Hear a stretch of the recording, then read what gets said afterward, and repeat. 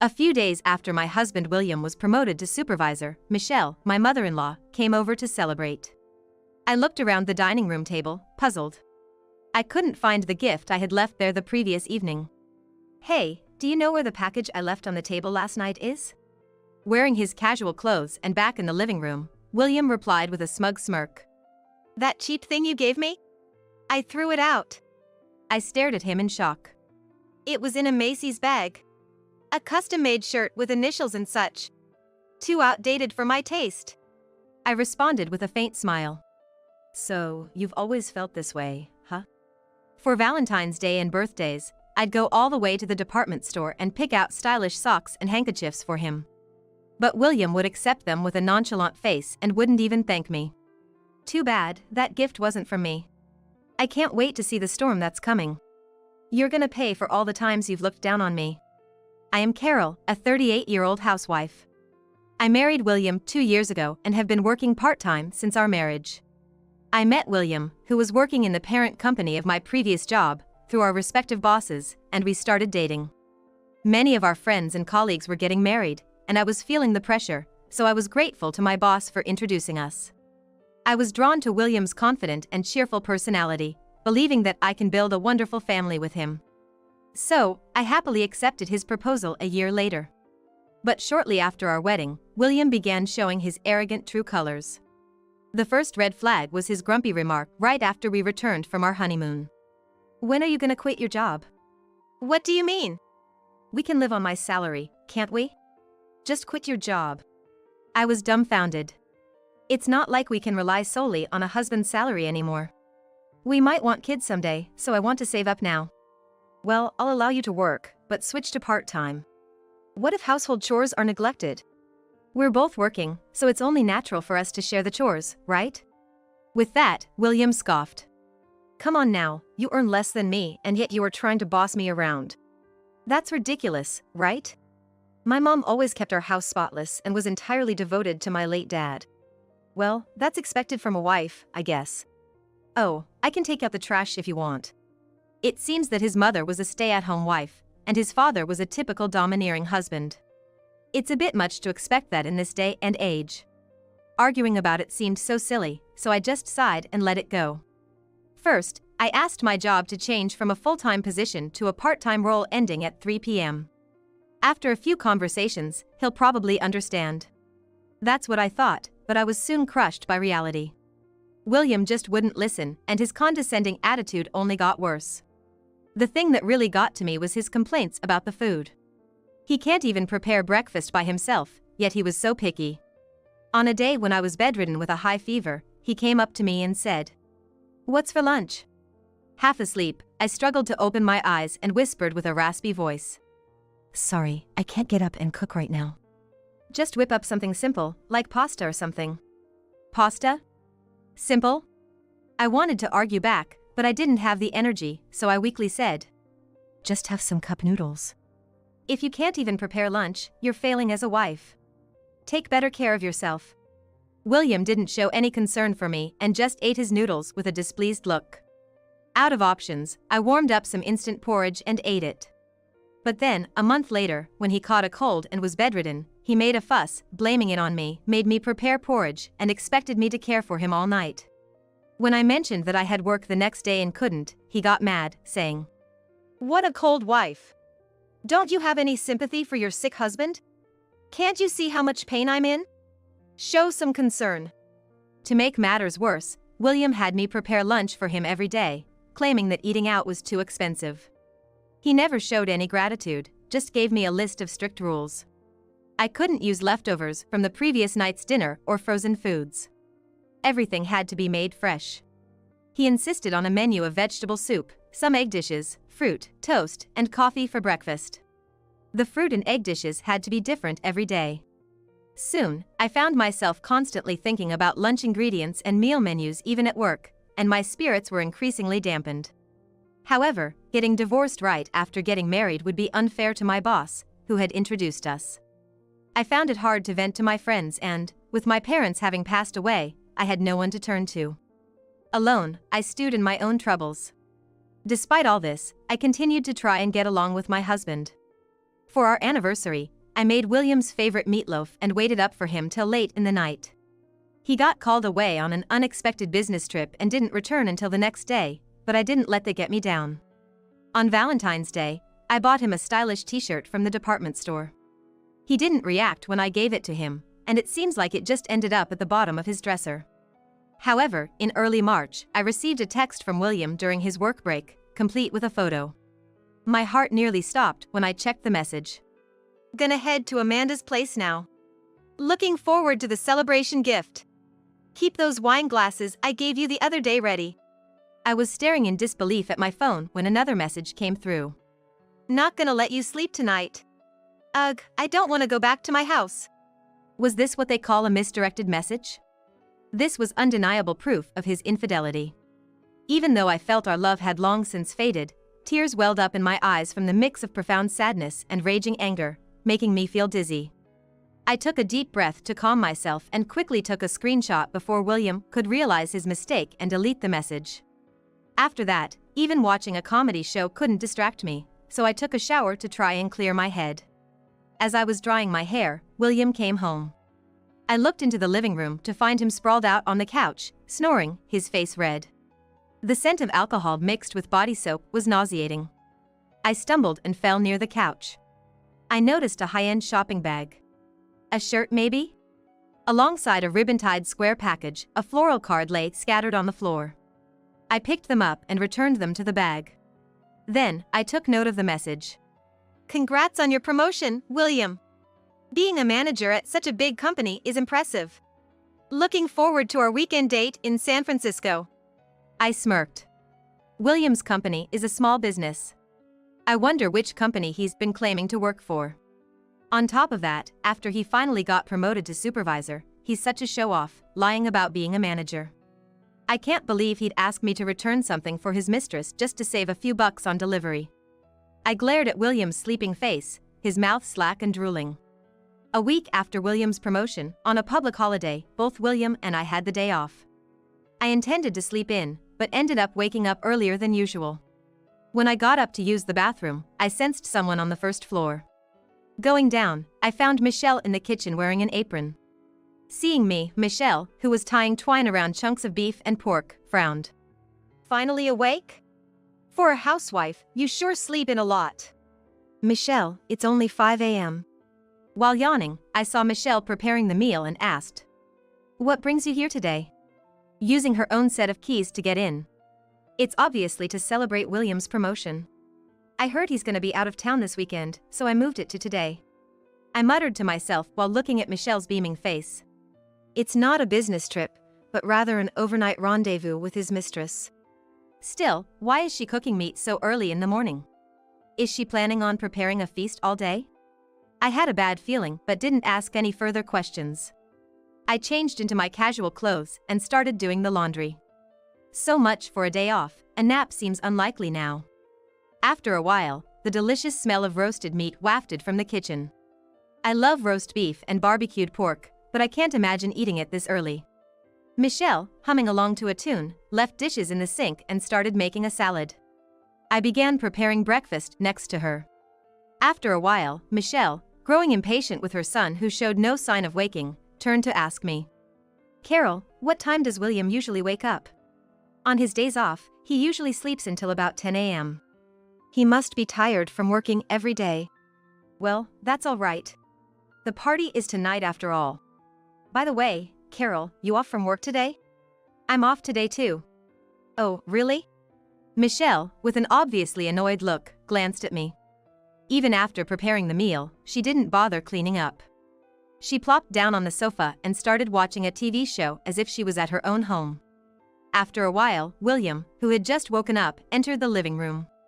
He looked shocked to see Michelle acting as if she owned the place. "Mom, why are you here?" "Good morning, William. I came over for a surprise promotion party tonight. Being a manager at such a big company, I can boast about it to the neighbors." "Oh, thanks." Looking slightly embarrassed, William gave me a quick glance and headed for the bathroom. I was taken aback to realize that even his parents had been fed false information. Suddenly, I noticed something missing from the dining table. The promotion gift I left out last night is nowhere to be found. Hey, do you know where the gift I left on the table last night is? When I asked William, who had just come back from the bathroom, he gave a mischievous smile. That cheap thing? I threw it away. I opened my eyes wide. The one in the Macy's bag? A custom-made shirt with initials? Too tacky. I'd never wear it. I chuckled. So, you've always felt this way. Every anniversary, I would head to the mall and pick out fashionable socks or handkerchiefs for him. But William would always take them for granted and never thanked me. It's a shame. That wasn't a gift from me. I'm looking forward to seeing what kind of scene unfolds. You're gonna pay for all the times you've made fun of me. Hearing my stern words, William looked puzzled. You checked the contents? Yeah. That was a gift from your mother. She sent it by courier, and I left it on the table. I messaged you about it last night, didn't you see? William's face stiffened. He quickly grabbed his phone, checked his messages, and went pale. On the sofa, Michelle, who was munching on a cookie, crushed the cookie in her hand and slowly stood up. I told you the other day that I'd just treat you this year, remember? I caught a glimpse of what looked like a really nice shirt. You came home pretty drunk last night, so you didn't really get a good look at it. William's mouth dropped open as he looked at Michelle. Michelle, with a hint of anger, flashed a smile. I even added a handwritten card. William, you just throw away gifts from others without a second thought. Mom's really disappointed. Sorry, I'll pick it up right now. Wait. As William rummaged through the kitchen trash can, Michelle's sharp voice shot at him. I just took it to the dump. William checked the wall clock and was shocked. He had missed the collection time by 30 minutes. The burnable trash had probably been collected already. William rushed to Michelle, got on his knees, and begged for forgiveness. I'm so sorry. I wouldn't have thrown it out if I knew it was from you, Mom. Even if it was from Carol, throwing it away without even using it once? That's really something. Michelle scolded William in a frustrated tone. She came from a generation that valued thriftiness, keeping things like wedding favors. Probably couldn't stand seeing things thrown away so hastily without even using them. William, having thoroughly upset his mother, seemed to shrink in guilt. It's hard for him in moments like this, especially since they usually get along so well. It would be a waste not to take advantage of the situation. With a clearly upset look on her face, Michelle began to pack up. I raised my voice and said to her, Michelle, there's nothing we can do about it. It seems he was really busy last night. For about a year now, he suddenly started having lots of overtime and business trips. Even though his salary didn't change, when I sarcastically mentioned it, William glanced at me with a side eye, breaking out in a cold sweat. Does she know I'm having an affair? No, I can't be sure yet. If I can keep it hidden, I'm gonna do just that. Seemingly torn inside, William managed a half smile and began to awkwardly explain. Yeah, it's crazy, isn't it? I'm busier at work, but the pay remains the same. It feels like I'm working for some shady company. I get so frustrated.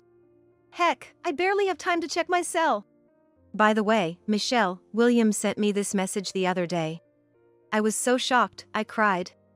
I showed Michelle my phone. It was a message William had mistakenly sent to me a few days ago. Michelle's eyes widened. William, are you having an affair? Staring at the phone Michelle was holding out, William's eyes bulged. What the heck is this? That's my line.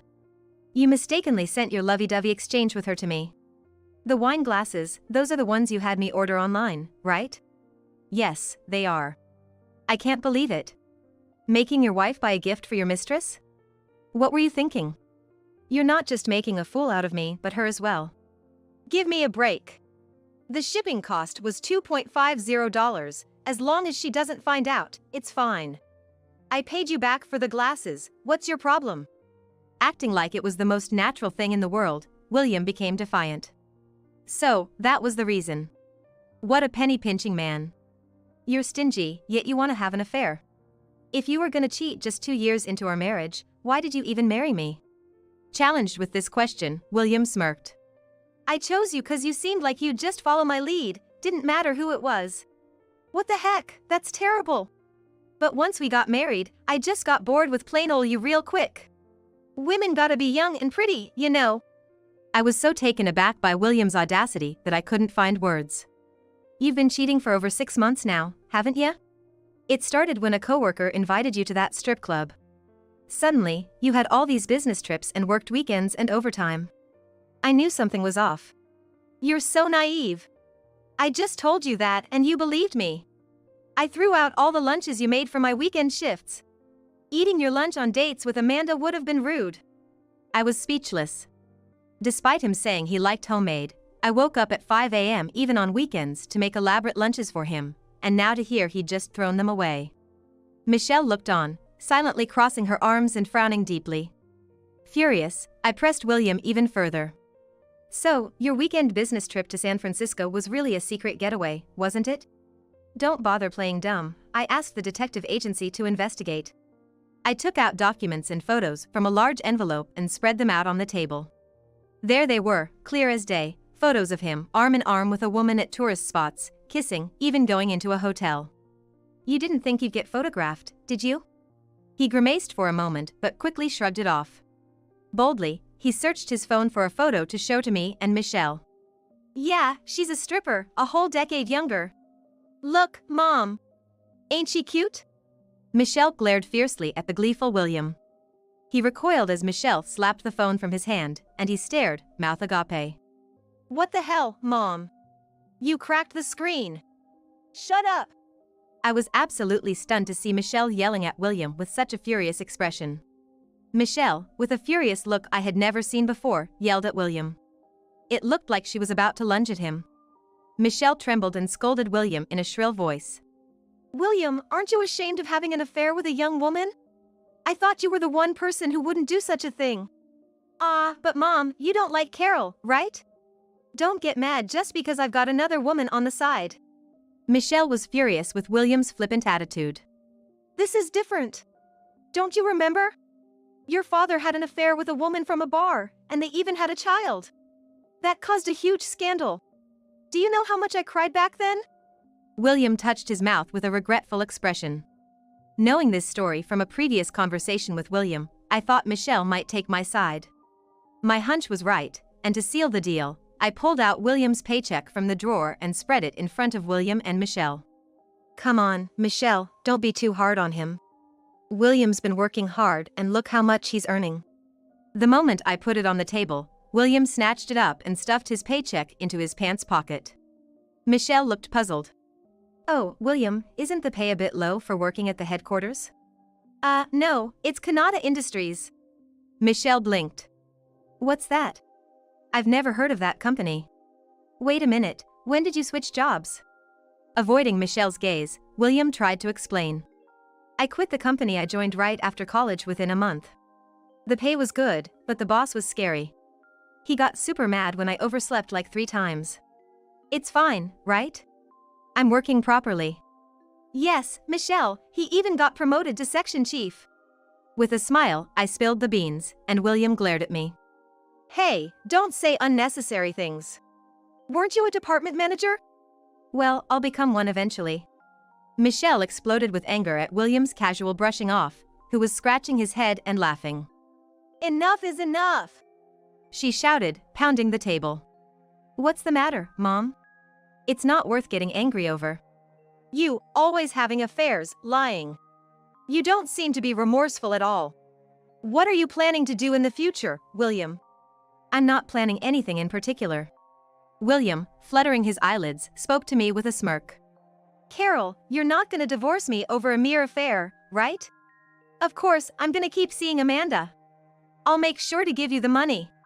You wouldn't be able to survive without me, right? He's way too selfish. I was beyond angry with William's words, just completely flabbergasted. It looked like Michelle felt the same, left speechless.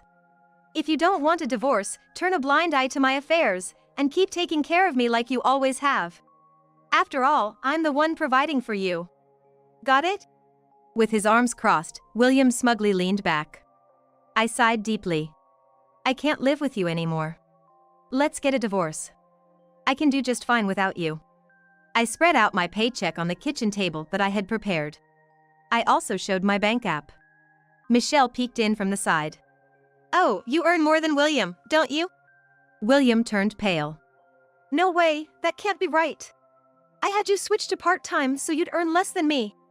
Staring at the notification in disbelief, William's voice trembled. What's this $2,000 transfer? Are you into some shady business? I started some computer work from home when I had free time. I'm finally earning well now. With my part-time job added, I earn more than you in a month. I smiled coldly at William. You can't just spend our shared money on your mistress. You've spent around $10,000, haven't you? Just let it go. Consider it payback for everything I've done for you. William looked away, arrogantly dismissing the concern. It's ridiculous to make a fuss over one affair. And to complain about spending a little money is petty. I mean, if you earn more than me, you should be the one working. I'll quit my job. You handle both work and housework. Serve me better, like Mom did for Dad when he was alive. Laughing heartily, Michelle gave William a cold glare. I can't deal with you anymore, William. Let's cut ties as a family. Wait, Mom, why? Do you think I served your dad out of love? I'm done with you. Whether you want to get a divorce or keep having affairs, do whatever you want. Michelle quickly gathered her things and headed for the front door. Stunned, I handed William the divorce papers. Don't mess with me. Why should I stay with you when I earn more? Expect a call from my lawyer tomorrow. We'll decide the compensation amount for your verbal abuse through him. Hey, don't decide things on your own. Leave my stuff here until the movers come to pick it up. If you throw anything away, I'll sue. I firmly declared and then left the room. Hey, you're joking, right? With a smirk, I silently turned away from William, who tried to stop me, and left our home. William resisted the divorce, but after being advised by a lawyer that going to court would cost more, he reluctantly agreed. The abusive language I had recorded on my phone served as evidence, and William had to pay me compensation. Moreover, he also had to compensate for spending over $10,000 from our shared savings, which seemed to drain his account. It became known at his company that we had divorced. To make matters worse, a colleague who accompanied him to the nightclub spilled the beans about the cause of our divorce, and rumors spread that he had gotten his mistress pregnant and even that he had been physically abusive to me. His boss, who made a speech at our wedding, was furious at the embarrassment and rescinded William's promotion, transferring him to the countryside instead. William sold our house and is moving to a remote area soon. According to neighbors, Michelle truly cut ties with William, tired of his insincerity. A friend said they recently saw William at the train station and were shocked by his pale, thin appearance. William, who had always relied on me for housework, must be struggling both mentally and at work, unable to rely on his mother and facing a tough environment at his office. I imagine his colleagues at the new subsidiary would know why he was transferred, and he'd be seen with skepticism. As for his mistress, after learning William's true position from a colleague, she quickly dumped him. He got what he deserved. After the divorce, I felt the weight lift off my shoulders and realized just how much I had endured. Despite my efforts, he never recognized them and always demanded more, treating me like a maid. I felt guilty about divorcing because my boss had introduced us. It seemed like I wasn't patient enough if I quickly wanted a divorce. I hoped one day he'd understand. But I had gotten used to suppressing my own feelings, thinking that way. Now that I'm single again, I feel free and refreshed. The urgency I felt to get married, have children, or not be alone in my old age has faded after the failed marriage. For now, I'm going to take a break from dating and enjoy my single life.